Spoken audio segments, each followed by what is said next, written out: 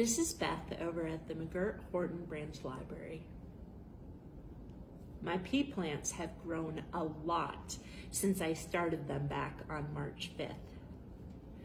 They're very tall. They have at least 7, 8 leaves, and I'm going to put them into a bigger container. They have been growing for about 2 weeks. They have many leaves now, and I am afraid that they are starting to run out of room for their roots. If you can see, some of their roots are actually trying to make their way through the bottom. If roots don't have enough room and they get kind of blocked in there and they can't get more nutrients, then the plants aren't going to be very healthy. I have these larger pots that I can put them into. I'm not putting them directly into a container that I'll put outside yet because it's still a little cold outside, and I want it to be nice and warm for when these go out. You want to plant them after the last frost, and it was a little frosty last night. So Samantha made these newspaper origami pots. They will be good to put in the containers outside because they will just decompose, and they won't have to be, the plants won't have to be taken out of these to put into the larger pots, just like these seedlings aren't going to have to come out of their little egg containers. I can put them directly into their larger pot. So all you need is your soil. You're going to take a little cup and fill this about halfway full.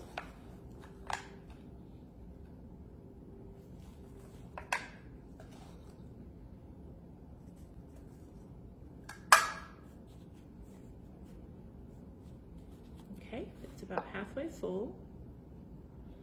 I'll start with this. I can see where those roots are trying to get out. Can you see that? These little white roots, and they are really trying to get out. I'll make it a little easier for them and pull some of this paper off.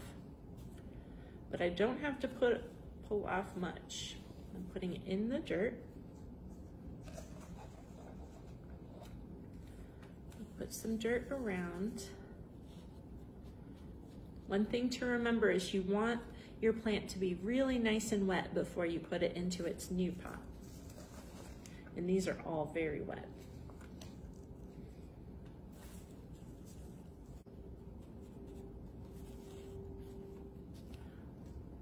So now our pea plant has a lot more dirt that it can get nutrients from.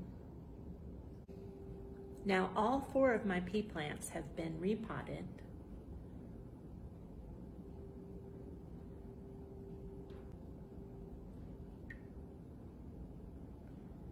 And I'll put some water in this tray so they can pull the water up into the dirt.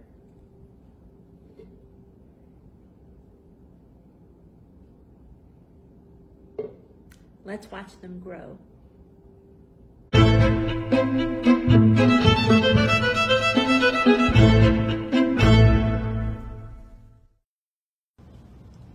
It's turned into a jungle.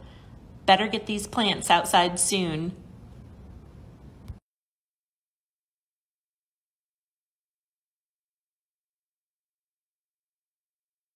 First, I'm going to place rocks in the bottom of my planter, as that can help retain moisture in the plant.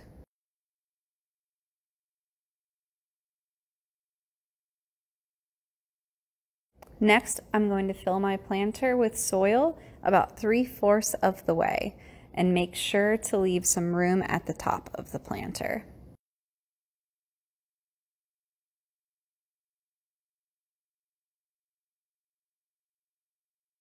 Then I'm going to make a well in the middle of the planter with enough space for the root ball.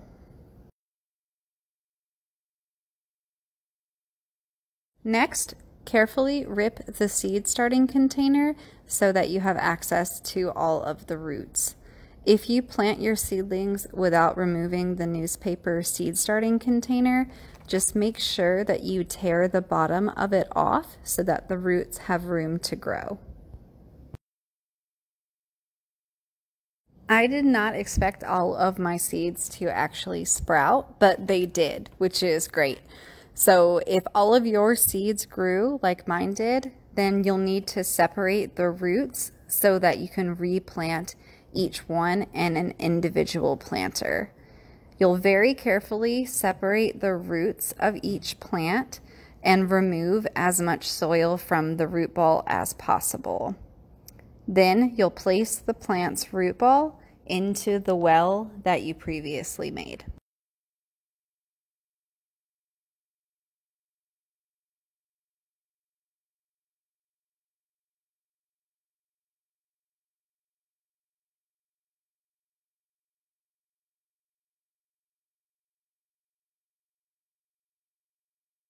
Once you've planted the root ball, you'll want to add more soil on top so that the soil just reaches the base of the seedling's stem. Don't pile the soil too far on the stem because then the leaves of the plant will get wet when you water it.